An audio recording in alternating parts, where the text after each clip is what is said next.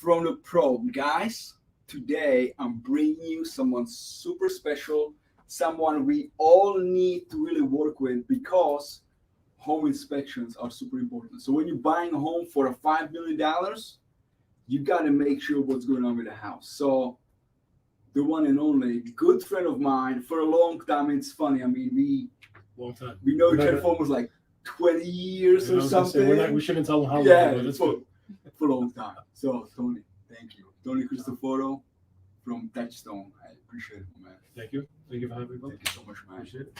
Thank you. Take it away. All right. Get ready, guys. They're ready. With some nice information here. What's going on, everybody? Like John said, we've known each other a really long time, almost 20 years. It's actually going to be my 20th year in the business.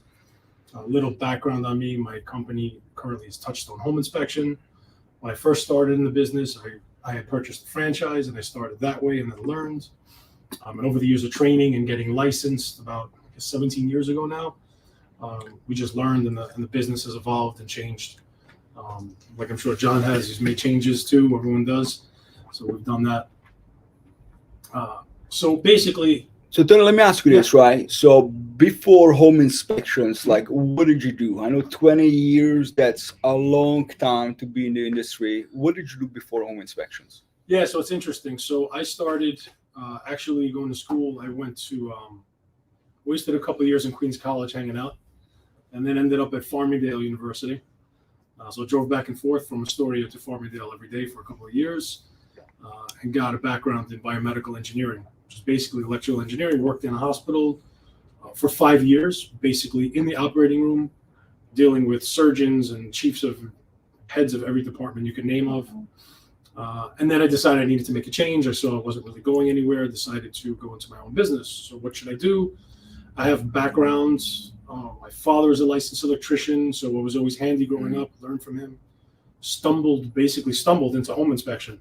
And that's the reason I did the franchise. Was a little bit of a quicker start for me from the marketing and building of the business side of it. And then I got the technical expertise and started doing that. So like I said, 5 years in the hospital, and then now 20 years later, we're doing the inspections. Wow, that's a long time doing home inspections, man. It's pretty incredible. It's amazing. And do you see any changes, like how home inspections were done 20 years ago and how are they done now? Yeah, so John, like the basic home inspection and what we do hasn't changed much because we're still doing the same, basically visual inspection. We're still looking for major issues in the house. So we're not looking for any minor stuff typically, right? Not a little crack on the wall, but a crack that might mean a structural problem. But a lot of things have evolved in the business, mostly around reporting, software. When I started in the business, we always had software, but a lot of guys were just doing paper reports, like triplicate copies with carbon paper, and that's how the reports were done. Yeah. As a matter of fact, that was my backup system when I started. We had the computer, and then I had the forms stacked up in the card just in case. Yeah. Right. So that's a huge change, and a lot of the equipment. So when we started, we had moisture meters, very basic form. They've evolved a lot more now, but now we have thermal imaging or infrared cameras. We've got a lot of now people have drones, right? That didn't exist back then. So there's a lot of equipment now that, inspectors that are full-time, that are vested in the business, can invest in those tools to help you as the consumer make sure you get a good inspection. So that's the biggest change, I would say, not so much as the inspection itself, but the tools we can use, how we can deliver reports via email. Everything goes back and forth. Remember, even back then, attorneys especially, very reluctant to go email. Everything was fax. Yes. Right? Back then, 20 years ago, you say, hey, give me your email. Like, what are you, crazy, fax? Why would you want to fax? You can't even read it. Yeah. But that's what they did. And now it's all emailed. We could zip it back and forth. I can do it, just off this. All my reports are done on the phone. So I could email it. If you call me right now and said, hey, Tony, the inspection you did 3 weeks ago, I need a copy, I can do it off my phone.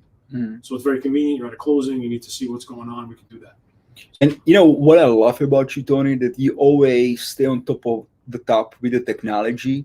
I even remember back in the days, you used to give the CD to the people, right? It was kind of like, oh man, he's giving CD on the report. The report was on the CD. It was kind of cool, Now you have nowhere to put the CD. Yeah, exactly. Yeah. So I mean, I also remember back in the days, not too many used to do home inspections. Like people, when they were buying homes, they were kind of like skipping the home inspections.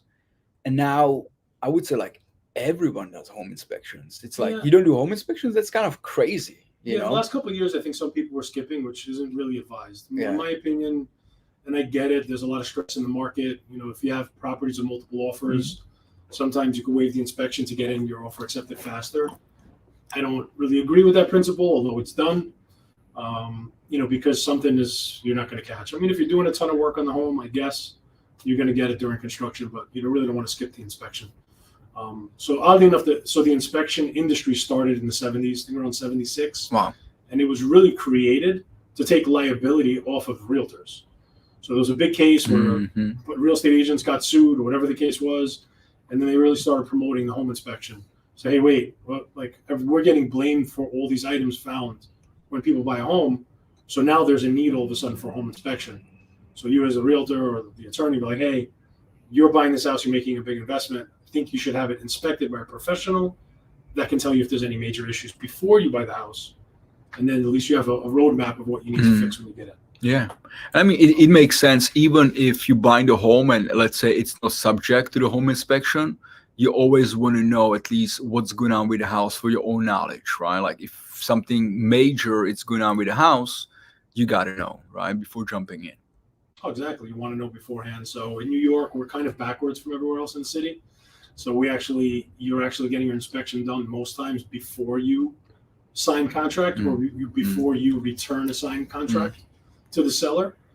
It's a little bit backwards, but it gives you the most protection as a buyer, unless you somehow have a contingency that'll give you, let's say, most areas they'll have a contingency, like an inspection period.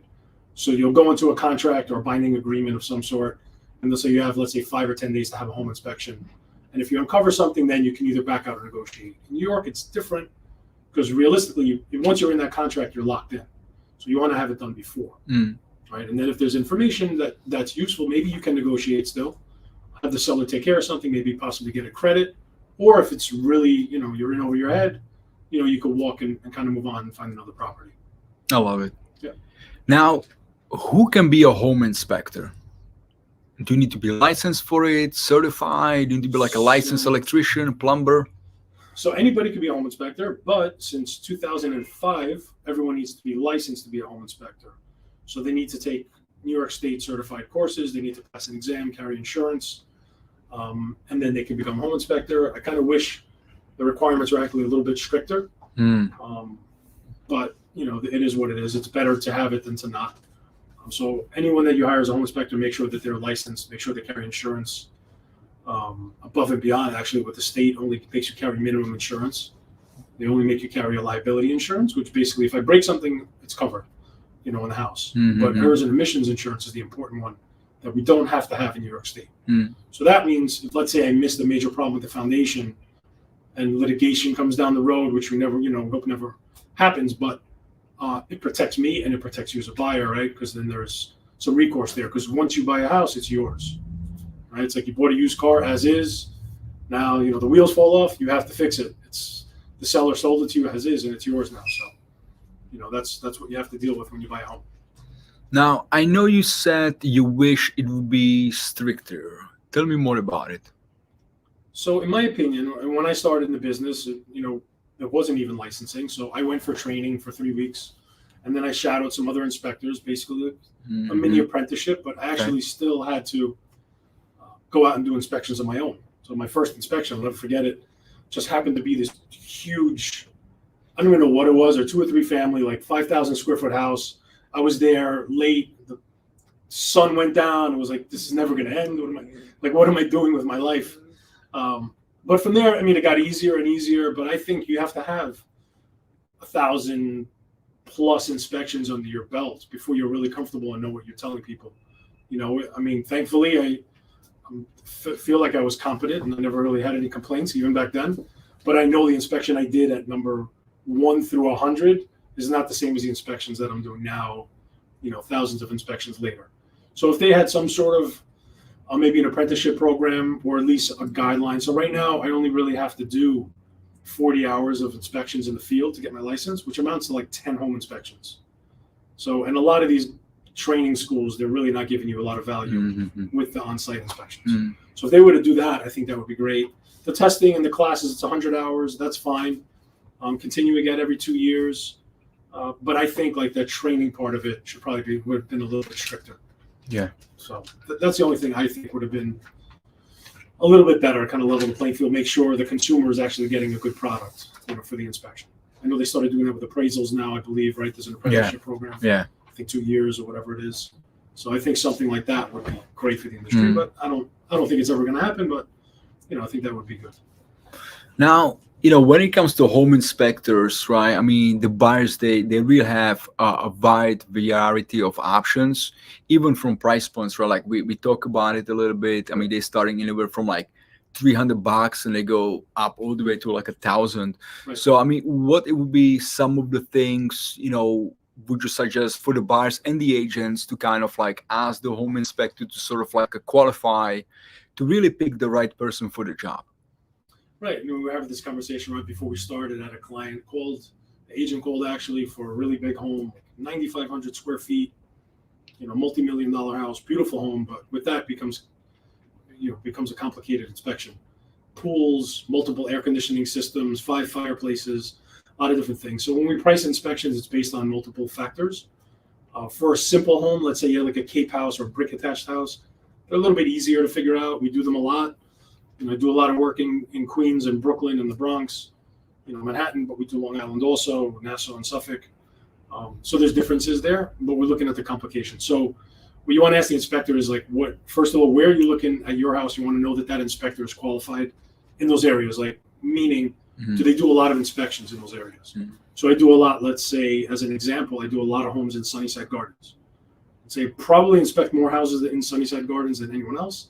And I consider it a specialty or a niche area because it's a historical area. There's only certain things you can do to a home. You have to follow the rules. And I know a lot of the ins and outs there. Right, so there's certain areas like that I know pretty well. And Forest Hills Gardens is like that. So is the inspector familiar with the area and those types of homes? Does he do a lot of old homes, which most guys in this area do?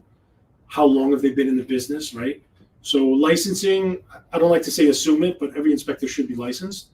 And you can check that on Department of State's website, whether their license is valid. I would do it. And time, years in the business. So we talked about number of inspections and qualifications. Me personally, knowing what I know now, I would want someone who's been in the business for at least a few years, maybe working for a company and learning before they inspected a house for me, right? Because I'm buying a house. The average home sale, I think in Queens, is what, 6.25 or so, somewhere on there. So you're talking 625 to 650,000 on average of spending. I think you want to know that you're being protected in the purchase. So price wise, like you were saying, is going to vary. Guys for 300, guys for 1,000. On the same house, it could be 350 with one guy, 750 with the other, and you wonder, well, what's the difference? And the difference is those things. What type of insurance? How long are they going to spend at the house? Is it going to be a 30-minute quick inspection in and out? Are they going to spend like the norm, like 2 hours in most houses? Or are they going to be there for 5 hours, which is a red flag also because that's too long. So those are things to ask. What type of reporting, like I said, handwritten versus a computerized report? What type of equipment are they using? Are they using moisture meters, thermal imaging cameras, drones, camera pole systems to look at the roof? Are they just going to show up with like a piece of like a notebook and like a little like mini mag flashlight and then just look around and be like, yeah, everything is good. Like, knock on the walls, kick the tires, and we're good, right? Yeah. So there's differences in like equipment, qualifications, experience. That's what you're paying for. I always tell people you're paying for, you're paying for my expertise. So I know how to do something and I'm giving you the knowledge, right? It's not necessarily just the time, but it's what I'm getting paid for. Hopefully what I bring to the table in knowledge and experience in inspecting a lot of different homes. Yeah, I love that. I mean, you're like the Picasso when it comes to home inspections, right? I mean, you spent 20 years and thousands of inspections. So, yeah, that's a lot. Now, do you still climb the ladder? I do. Still get on roofs, climb ladders. Not as much as I used to. I'm a little smarter than I used to be. I used to go, people will pull out a ladder with like 30 feet up. Yeah, just get on my ladder. No problem. Now I'm a little more hesitant. I use my ladder. If I can't get up with my ladder, then I use a camera pole. Wi-Fi camera control where I can look basically like a drone does. The drones I don't use yet, just there's certain limitations with them as well, although it's something I'm looking into now that they're getting better. But like I said, you want to be able to get into and see everything. You want to get to that roof. You want to make sure someone's going to actually see it. But I'm on a flat roof if there's access, I'm up there. On a pitched roof, if it's a ranch, I'm up there. It just kind of depends on the house. Sometimes I may put the ladder and just go to the edge of the roof. That allows me to see a good shot in the gutters, the fascia boards or the wood around it. I can lift up the corner of the shingles and see maybe how many layers there are. So it gives me a little better picture. And I get up and close and personal with the shingles. I may not walk it because I don't want to slide down the roof. Yeah. Or figure out that it was too steep and I can't get back on my ladder. Oh, yeah. So I'm a little more cautious, but we do walk on the roofs also. Yeah, it's never fun getting on the roof, right? No, getting up is easy. Coming back down is always hard. People get up there all the time and go, oh, I got to get back down. Yeah, that's funny. I'm not Spider-Man, so it's not happening. Now, for the agents, we kind of know what goes into it from our point of view, but like what goes into the home inspection? Like, take us behind the scenes when you get a phone call from an agent saying, hey, listen, I need to inspect the single family home. Like, what do you do to prep for the home inspection? And what do you do like during the home inspection and after the home inspection? Sure. Good question. So John calls me, hey, Tony, I have this. Usually, say half the time, if an agent calls me, I get more info sometimes. But sometimes a buyer, it's basically a call or a text that says, hey, buying a house in Queens, how much? I don't really have any information at that point. I can't really tell you how much. People a lot of times will say, yeah, it's a one family, but there's 3 apartments. Or there's like a shed in the back that's being used as an apartment, or some kind of weird thing going on. So step one is I get all the information, talk to the buyer or the agent, let them know what we do. If they have questions about that, if it's an agent, especially one that I've worked with, usually it's pretty quick and to the point. Hey, when are you available? This is the address. Look it up. I try to look it up quick, give them a price. If they call my office, they'll look it up, go through some series of questions. What's the square footage of the house? If they know it, the age of the home. Is there any central air conditioning? Are there swimming pools? Are there any outbuildings? Like in Long Island, a lot of times a bigger home, they might have a garage plus another like house or pool house or something. Mm-hmm. So basically, step one, talk to them. Step two, verify all the information. So we're looking at it, checking the property out, making sure it is what it's supposed to be. Then we could offer, the price on it. And then sometimes, depending on the house, I might do a little background on it, either before we book it or maybe even after the inspection to see. In the city, they just did all this work, but things are not lining up. Like I do the inspection and maybe the electric looks a little funny. So I'll look at it and be like, hey, they didn't. And it's not our job. We're not code inspectors. We're not really looking for permits, right? I'm not a code official. I don't work for the city. So I don't have any authority, right? So I can't make someone do something, but I can definitely tell someone, hey, they gutted the house. They moved all the gas lines, electric and everything. Not one permit was pulled on the home. You can still buy the house, but something that you should know that they use whoever they did to flip this house really quick. And some things, if we're finding problems, possibly you can have problems down the road. So we do that.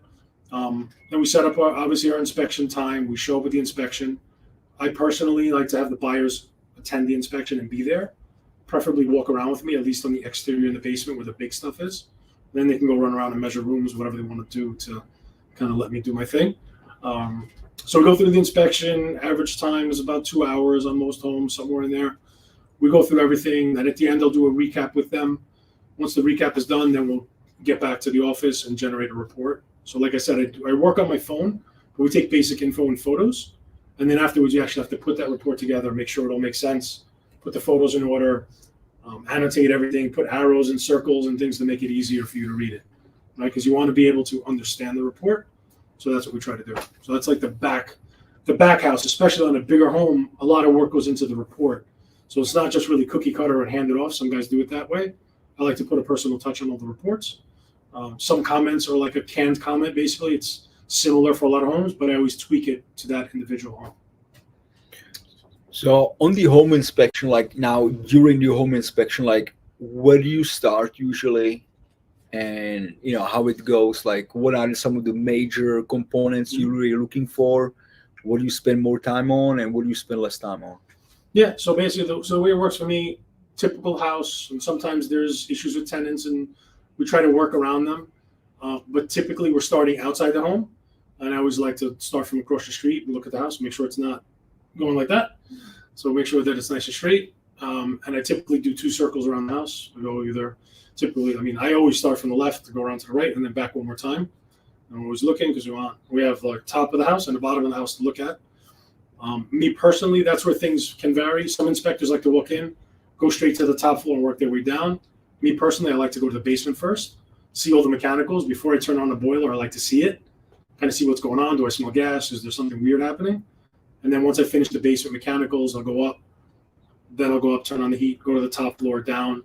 And then typically I'll go down to the basement again, just make sure there weren't any leaks or any problems before we leave the house. So that's like my system and how I do it. Everyone's a little bit different. But typically speaking, almost every inspector is going to start outside. There might be a little variation how they're going to do the inside. And we're basically looking for big stuff, right? So it's a visual home inspection, right? Determined to figure out what the condition of the home is. So we don't own the house, so I can't, as much as I want to sometimes, rip things apart. But we're doing the best we can to try to find any potential issues in the house. All right, so we're going through looking at structure, foundation, electrical, the plumbing, so basically all the big mechanical systems, the heating system.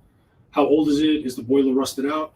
The boiler might be 60 years old, but maybe it's in great shape, and we'll tell the client that.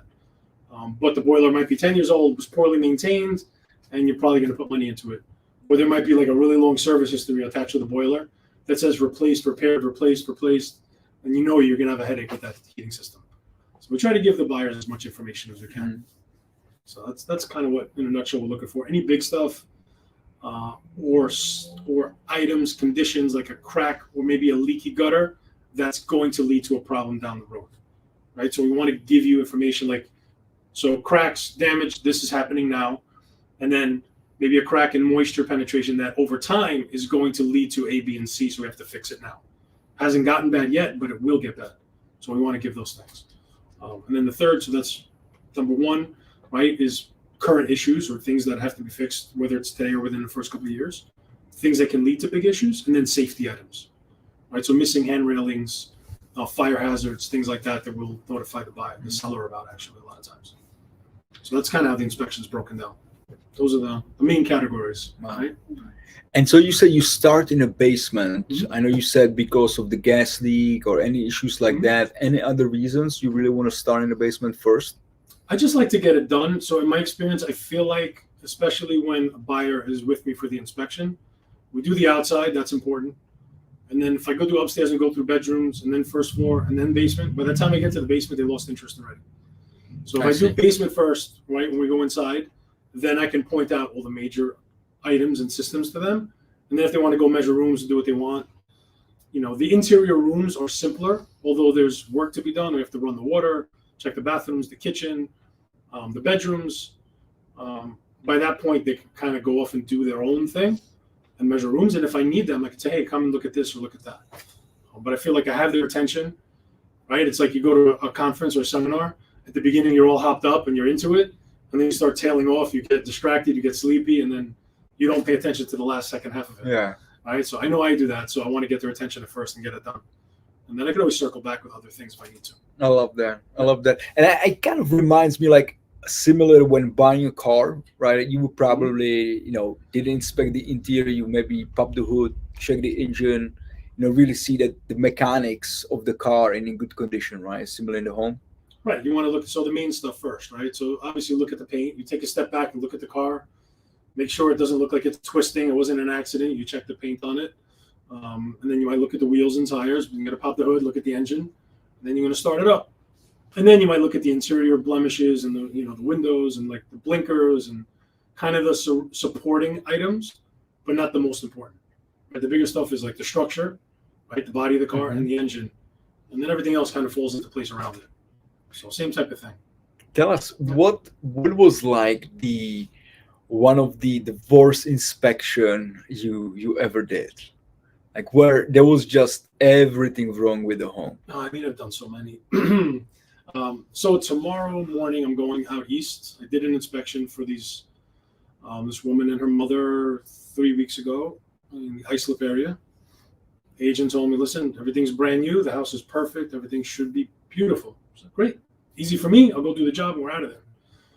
So we went out, did the house, walked in, started looking around, saw a couple things that didn't look right on the outside. I said, and before I got to the house, I looked at the value of the property, where it was, I think, sold for $380 and they're selling it for $480, and they gutted it. So they only had $100,000 to play with. So I know they might have cut some corners here because Plus, they're trying to make a profit. Profit, 100,000 of work, profit, Right. closing costs, like Exactly. everything. Okay. So to me, that's a red flag. They're probably trying to make a profit. So I'm a little more cautious. So we go through the house. I go inside. They put all new recessed lighting, hi-hats in the ceiling. So I said, you know what, on a hunch, let me pull one down. Let's see what the wiring looks like. Pull the first one down, and the wires, they come with a special, like a junction box. The wires go in and you tighten them up. All the wires were outside, kind of twist tied and taped together. All right, let me pull the second one, third one, fourth one. 5 out of 5 were wired wrong. Okay, so I know we have some issues with electrical here that they're hiding. Then I walk into the kitchen and I hear something drip, drip, drip. So I walk in. First thing we walk in the house, it was 40 degrees, no heat in the house. So turn the heat up. Nice. Nothing's happening. Gas was off. So they had no heat, but the house had water on, and there was that cold spell that we had. So it was like in the late high 20s to 30. Yeah. So the kitchen was flooded, sink was flooded, floor was flooded, down into the crawl space, leaking from the second floor bathroom. My hunch was because they put the pipes on the outside wall, it froze and it's leaking down into the brand new kitchen. Mm-hmm. So that was the second thing. We went through the house. I saw a bunch of other little things. Then I went in the crawl space. So they had put a new tile floor down, so everything looked nice upstairs and level. Then when you go in the basement, they had propped everything up. There was like some beams that were all rotted. There was termite damage. There was mold everywhere. The basement was wet, flooded. I'm like, it's a total mess. So that's an example of a house that, while those things could be fixed, like, do you really want to get involved in a house that you're paying top dollar already because you thought everything was brand new? Now you have to go in and rewire and kitchen and all that. So long story short, they ended up looking at another home now that I'm looking for. Wow. So it happens even if it's brand new. And then, it's not to say that a house that's fixed up isn't going to be good. It's just more likely than not, if they're on a shoestring budget, they have little money to work with, they're trying to make a profit, there's chances you're going to find some shortcuts.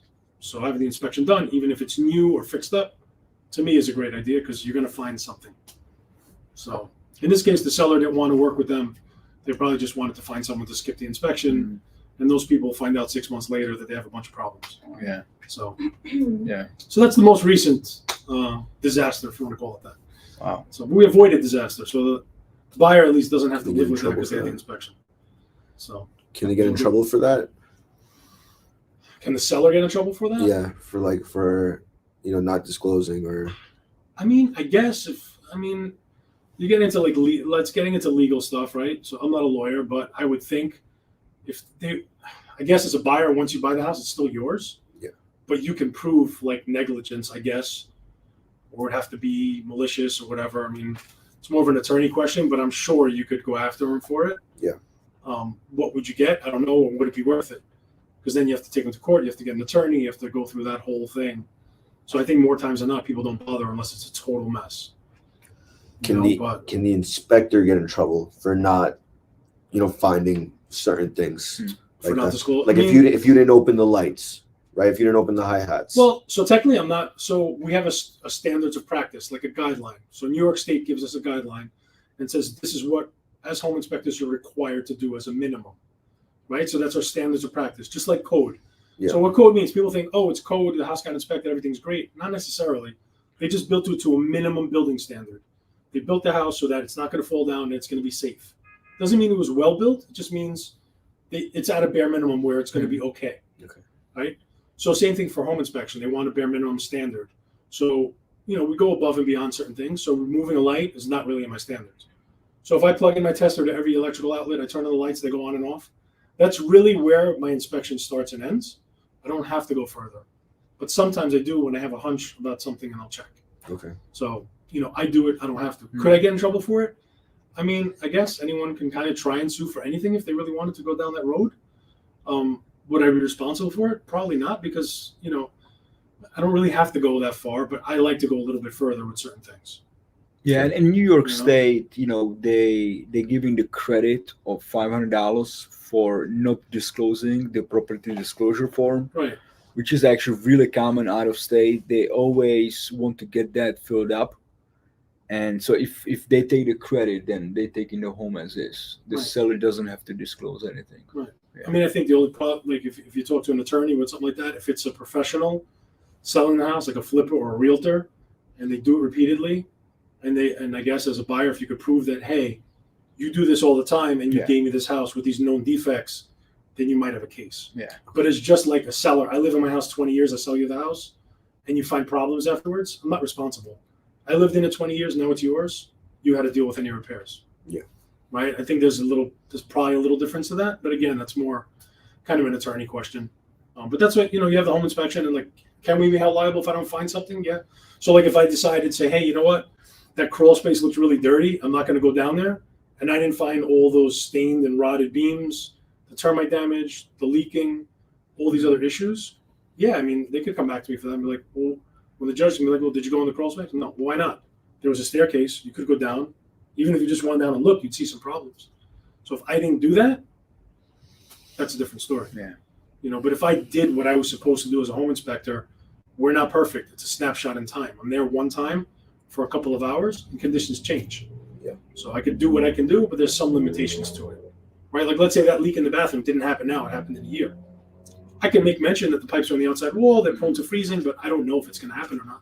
Yeah. It might never happen, but we try to give as much information as we can. Okay, thanks. I love it. So I know you said you always, pretty much always you suggest for the buyer to be there. Do you also suggest for the agent to be there? Agents could be there. I mean, if it's your agent as working with the buyer, I think you should be there. Sellers agents a lot of times are there. That's fine. Sometimes the sellers are there too, which could be kind of good or bad depending. My advice to a realtor that's there, especially on the listing side, is you probably should just stay out of the way and let the inspection happen, because it can make it uncomfortable in my experience for buyers when they have the agent on top, like the listing agent. Everything I tell them that something is wrong, they tell them it's right. So you're opening yourself up as a listing agent to a lot of liability that way. But it happens more often than it should. And I think part of it is they just want the deal to go and move the deal along. But as a listing agent, I think the best course of action typically is kind of just the inspection is going to happen. The information is going to get passed along no matter what you do as an agent. I have an obligation to my client, to my license, to do and say certain things. And I'm going to do that to protect my license. It's not worth it otherwise, right? And I have to sleep at night. So I treat every inspection as if I'm doing it for family, and that's how I do it. That's how I always have. So I think that's important. But as an agent, you could be there. The buyer's agent, you're helping negotiate on behalf of the buyer. You should be there and ask questions and know what's going on, because maybe they want to negotiate, or maybe you guys determine like, hey, you know what? I know you wanted a turnkey home, but this house needs a roof, a boiler, electrical work. I don't think you have $25,000, $30,000 extra to pay right now. So maybe we should keep looking, and that you guys decide that part of it. I don't like to get into the negotiation part, but sometimes I'm asked to. But an issue is an issue no matter what, or how you want to color it. If I look at a water heater and it's 18 years old and it's rusty on the bottom and leaking, it's leaking. There's no way you're going to say it could be fixed. It's what it is, right? So some things are just black and white, and we're going to tell the people exactly what it is. Now, if the buyer, let's say if there's the water tank leaking, the buyer asks, okay, Tony, this has to be replaced. Like, how much that's going to cost me? Do you usually give a pricing when it comes to these fixes as well? Or you kind of tell them, just contact somebody and get your own estimates? Yeah, I mean, as a general rule, I don't put estimates or reports. I'm not the contractor. Contractor prices are going to be all over the map, right? You'll get a water heater for $1,000 or $2,500. It kind of depends what you pick, who's doing the work, if they're busy at that time. So I don't like to get involved. But if someone asks me, say, John, come to me and say, hey, Tony, you know what? The water heater's bad. What do you think? And listen, it's going to be about $1,500, $1,600 to do a water heater. Ballpark. Could be less or more, but that's about what it is. But as a general rule, I don't like to fill a report with quotes and estimates, because it may or may not be accurate depending on what it is. Yeah. Especially when it's bigger stuff like structural or issues that we find where we have to dig a little bit to see what's really going on, right? So I find a little termite damage, that's cool, but then we open up the wall, we found more. So $1,000 repair maybe became $5,000. So I let people know what the risk is, but I also give them a range. Like, hey, look, most likely it's this. Potentially, you could be looking at this just so you're prepared, but hopefully it's going to be something smaller. We won't know until we open it up. Okay. Now you mentioned termites, Tony, right? Yep. Is it standard for the termite inspection to be part of the home inspection, or you feel like it's add-on for a lot of home inspectors? I mean, everyone runs it differently. A lot of guys, and So for termite inspections in New York State, I don't have to be I don't need any kind of license really. I'm certified. I have my pest control license as a technician for that. I don't really need to hold it, but I do. I include the termite inspection with the report. Some guys say they do the termite inspection, but they don't give you the report, so they still need to get someone after anyway. And some guys just write it off and be like, hey, we're just going to have a pest control company come in behind us. Probably costs you a little more that way, but there's benefits to doing that as well. The only downside is a termite guy is going to come in. If they find termite damage, they're definitely recommending treatment. But the reality is during a real estate transaction, you're buying a home. If I find evidence of termites and there's no proof of treatment, I'm typically recommending treatment anyway, because we don't know, right? So termites, the ones we have, live underground. They're subterranean, and they're what's known as like a haphazard eater, meaning they can start eating the wood in your house, and then a tree fell across the street, and they're going for the filet mignon first, so they go there first, right? And then they're going to come back. So we can't predict like where they're going. So that's how we can't say. A lot of times I'll get the question like, but is it active? Yes, it's active. To me, it's always active because I can't prove that it's not active, right? And then the termite guy may come in and say, hey, you know what? I don't really see anything going on. We'll put it under a contract for a year and come back and check in 6 months. Then maybe they don't want to do a chemical treatment. That's fine, but you want to leave it to a termite company to come in and guarantee it. How common are the termites appearances? Very common. Very common. Yeah, I would say, either the house had termites or will have termites. So I will say that if it's a really, really old house, let's say the house is like 1920s, they're really old hardwood, termites tend to not like eating it as much as in your house. So they're more likely to eat a house from like the 60s and 70s than one from the 20s. Wow, that's funny. You would be thinking it's the other way around, actually. So years ago, they would eat those homes, but the wood has gotten so hard now, and it was probably treated already, that they're probably not getting through that wood. It's just harder for them to eat. So if they have a choice, they're going to go for the softer stuff. Yeah, it's nice. So one thing to know. Now, so you've done the inspection, right? Everything is done. Do you give the report right after, or do you take usually like a day, 2 days, 3 days to kind of put everything together and create a nice looking report for people? Yeah, so typically, the law, I believe, allows 5 days is like what the law says. That's the maximum. So the law says maximum of 5 days they gotta have a report, right? But that doesn't really help anyone. Sometimes if it's a bigger property or like a listing on the listing side report, it may take a couple days, but typically within 24 hours. I used to do on-site reporting. Used to print it up back in the days. Remember the CDs and all that? So I used to print up, have a laptop and a printer with me and do it. I just felt like that way to me was a little rushed in getting the product out. And I always second guessed the product that I delivered afterwards. So personally, I like to go back, review everything, make sure I got everything, and then deliver a next report at the end of the day. So within 24 hours, typically everything's out. Sometimes there's circumstances, but if there are, then I always explain to the client, like, hey, this is what's going on, or it was last minute. Like I was driving on at noon, you told me to come at 5 o'clock. I did it, but I have a full day tomorrow. So I may not get it to you first thing. It'll be later tomorrow or maybe the next morning. But I always try to communicate that to the buyer so they know what's going on. Okay. Now, do you usually get paid at the inspection after you deliver the report or at the closing? So we get paid at the inspection, sometimes before because we take credit cards and we send the link out. But we don't process payments till the inspection anyway. Okay. But we get paid at the inspection. We don't get paid at closing. Closing may or may not ever happen. So we get paid at the point where we do our job and finish and deliver a report. Closing stuff doesn't really happen. Some states they do that. We do have a feature where I could do that, but it's expensive, so you have to pay ahead of time, and then the credit card company will back it up, kind of situation. So it's not worth it. I haven't really gone down that road. Yeah, and what if the home doesn't closes, right? And you take really a risk. Then you have to chase people around. And it's because honestly, if I'm buying a house, I did the inspection, pay a closing. I'm mad at everybody now. It didn't close. Yeah, I don't want to go back and pay the inspectors $500-$600 or whatever it was. Yes. Like I want to move on. I'm pissed off. I don't want the house anymore, right? So I don't want to pay them. Yeah, so I'm going to try not to. The right thing to do is pay, but some people may not. I always like to think people are good, but occasionally, it happens. So this was so good, guys. Do you have any questions for Tony? Come on, give me something good. Some hard questions. I think we covered everything pretty good. Yeah, I think you were really throughout. Any suggestions to agents when they're I got working one. with home inspectors?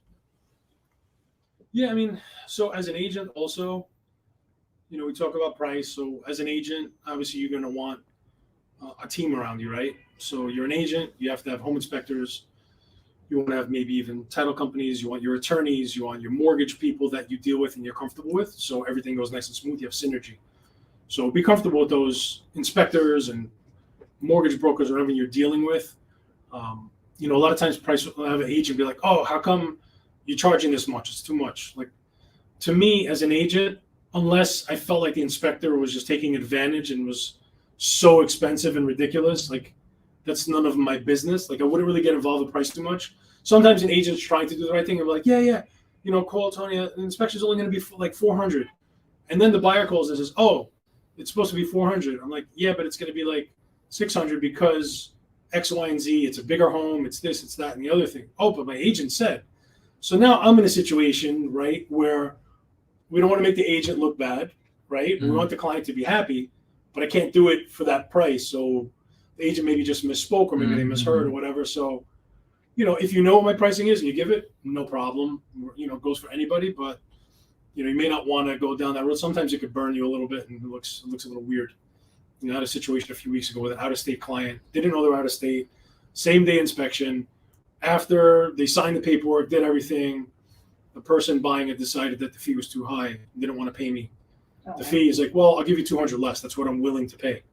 I'm like, but that's not what it is. The agreement is this and that. Oh, well, I'm like, where are you getting this price? They're like, well, I'm a real estate agent. He's in California. He does commercial properties or something. I'm like, you know what? I'm like, just pay me this and just move on. Call it a day. Yeah, I was like, and the agent was like, I'm sorry, I'll make up the difference. I'm like, listen, don't worry about it. Just don't call me from this guy again. His property. Do you know if he bought the home? Did he close on the I property? don't care. I didn't ask him. The agent said she'll make up the difference, but never called me anyway. So, Okay. But it's all good. It's fine. I know the office, so it's fine. Yeah, it is good. Yeah. You had a question also? Do you take any like apprentices? So I used to take people out for training when they were doing licensing. Yeah. Here and there. Yeah. I had one that was good. The other ones all would not listen. Okay. So basically, if I'm taking someone along on a live inspection, so what the schools do is they'll take you to like an empty house, basically. Yeah. And they'll walk through this house with you and like teach. So when I taught, I would take people out on a live inspection. Like when I'm messing around, I'm like, here, take notes and just be quiet. But ultimately, those people always end up engaging the client or talking or saying things. And Yeah. would I do it again? Yeah, maybe. I mean, at some point. But as a general rule, it's just more of a pain than anything else. Okay. And some people I've taken out like one time as a good faith, like, hey, I'll take you out. And it's like, oh, can I come again and again and again? I was like, wait a minute. When I got in the business, I paid a lot of money and I learned. And that's how it is in any business. You need to invest in it. So I don't like to, it may sound harsh, but I don't want to take people out like on a free ride, right? So you're, even as like a realtor, you want to teach people, but not that you need to get something out of it, but you don't want to teach all your tricks if they're not going to put some effort in and help out. Yeah. Right. So that's how I felt about it. But I think in the future, I probably would. You should get older, like you evolve a little bit too. So that was like 10 years ago when I did that. So it's been a while. Yeah, because I have two friends that are getting their home inspecting license. Nice. So Look, I always tell people that people always call me and then they end up like not pursuing it for whatever Mhm. reason. So Yeah. if they want to talk, I'm here to talk and help out however much I can. all right, cool. Would I take them out? Yeah, maybe.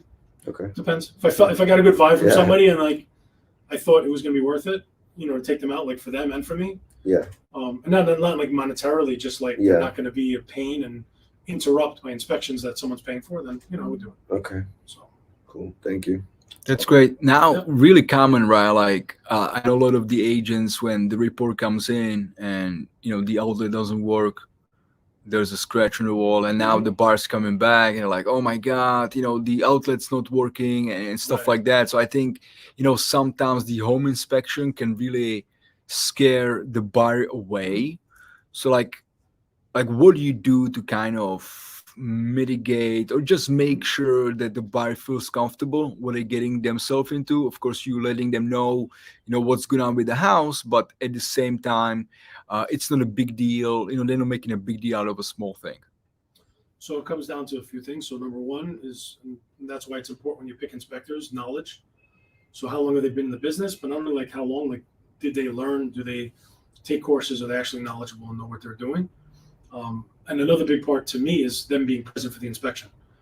So it's always better if a buyer can be there for the inspection versus them just saying, hey, I can't show up. I send them a report. The report's going to have detailed information, but they don't have it in context. They weren't there where I could point and say, that's what it is. And then if they see what it is and I explain to them, and then they see in the report with a circle on it, oh, if that's what he was talking about, it's not that big a deal. I remember he said, it could be a problem, but I could just get it fixed. It's not a big deal. So if they just get that report, then they might freak out. And then Uncle Joe comes along and Uncle Joe tells them that the roof is $35,000, right? But meanwhile, if they would have asked me, it's maybe a $12,000 roof or whatever it is. So I can give them some firsthand knowledge and having dealt with construction also and property management and doing the inspections and all that. So I can try to give them that information, but that's important. So qualifications, knowledge, the type of report also. So there's companies out there that will give you a 100+ page report, which is, I've seen some of those reports and I get scared and I'm like, I wouldn't buy the house because it's too much. So I try to be a fine line, give a lot of pictures and info, but speak in English and not technical terms too much. So I know a lot of inspectors like nationwide, they'll be like, yeah, so there was a leak in the northwest corner of the third floor. Like most people don't know what the northwest corner is, right? So it's the corner at the back left of the house, right? Or the corner opposite the refrigerator, or something simple where you can walk in and be like, oh, the refrigerator's here, there's a leak, right? So you want to keep it simple and dumb it down for people because they have a lot going on and they don't want to have to think about, wait, north is that way, and they make a map and they have to look at where they're going. Like I did that at the beginning. I'm like, wait, what am I doing? I don't even, which is north and west? And like, I didn't look at the compass. Like, I don't know what's going on. So it's left, right, corner, like keep it simple. So that's what I try to do. Keep it as simple as I can. Certain things we have to use technical terms, but I try not to be too technical. And if I do, then I'll put aside like in parentheses, like, hey, it's this round thing, like simple. So that's what we try to do. Like an air conditioner, an outdoor unit, it's a condenser. So I might write condenser, but I'm going to put outside unit. So they know that's the outside part of the air conditioner if they don't know the technical term, right? So they understand what's going on. I love that. Very important. This is so good, Tony. For the viewers, either watching it live on the recording, if you guys like this, give us the likes, share it, give us some hearts, give us some love, right? This was so good. You guys have any questions? That's it. That was good. Any closing words, Tony? No, that's it. Don't skip your inspections. If you need an inspection, call me. I'm here for anything you need, even in all seriousness. If you have a house that, maybe you're selling, like an estate you came into and you want to sell it, on the listing side, we do those inspections. Co-ops and condos, don't forget, we still do those. Did one today. Homes, commercial properties, mixed use, whatever you guys need. I can help you with that. So call us, Touchstone Home Inspection. I'm sure John will provide all my information. But get your inspection, whatever you do, whether you choose me or somebody else, and in all honesty, find someone qualified to do your inspection that you're comfortable with and that you can have a conversation with and talk to. Thank you for joining us, guys. Thank you. Thank you. Guys, Thank you very much. it was so good. Guys, if you like this, give us some likes, give us some shares, and yes, Tony's information is going to be on the bottom below. So if you do need a home inspection, New York State, right? You do just New York State, New York or out of State. state as well. So the boroughs, Staten Island, maybe, depends on my mood. Okay. But Queens, Brooklyn, the Bronx, Manhattan, Nassau, Western Suffolk, were there. Some Lower Westchester, but I try to keep it kind of in a little circle. Driving time, so I can get from one to the other. Yeah, But yeah, the whole area we do. If it's out of state, I can refer. If you have somebody, if you're buying in South Carolina or Jersey, I know people there. So you connected as well. Absolutely. Yeah. Get your next one, guys. Learn from the pro.